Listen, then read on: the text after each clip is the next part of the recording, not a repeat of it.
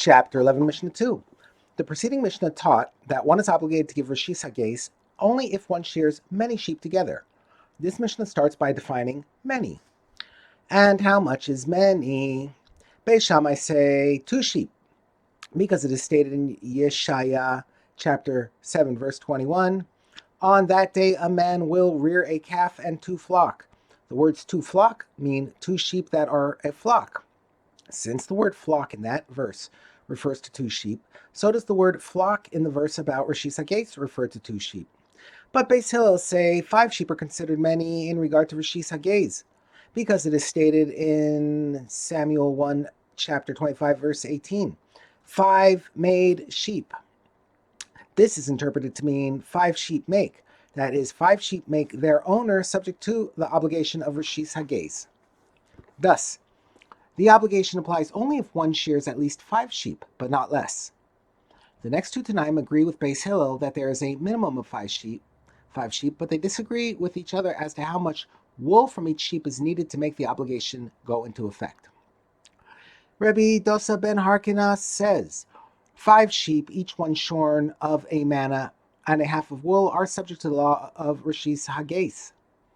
But if less than a manna and a half of wool is shorn from one sheep, there is no obligation of Rishis Hagez with respect to any of them, because such a small amount of wool is not considered a fleece.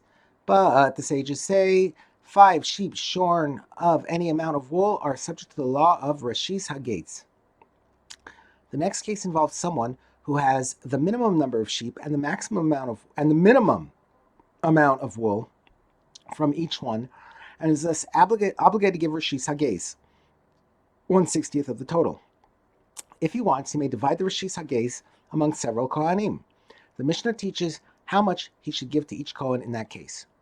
And how much wool does one give to each Kohen? The weight of 5 selas in Judea, which is the same as 10 selas in the Galilee.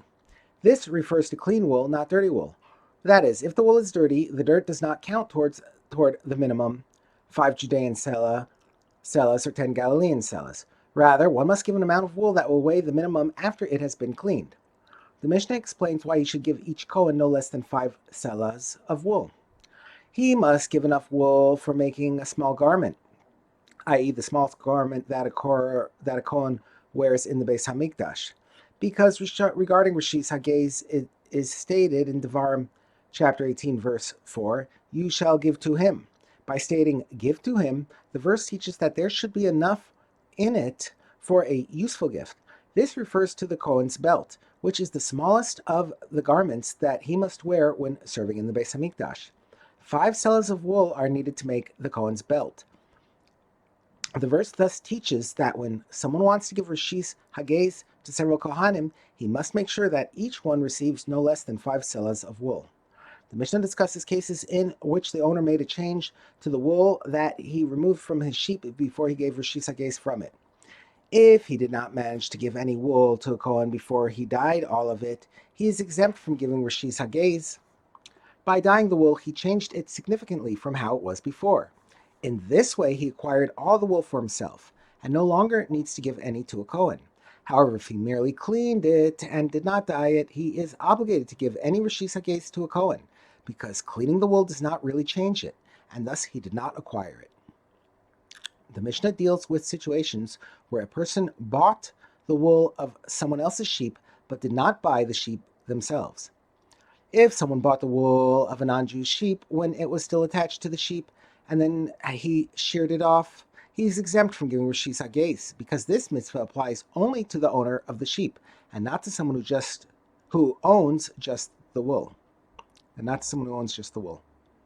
If someone bought the wool of the sheep of another Jew when it was still attached to the sheep, and then he sheared it off, the law is as follows. If the seller left over some of the wool, i.e. he did not sell all the wool but kept some for himself, the seller is obligated to give Rishis Hagez.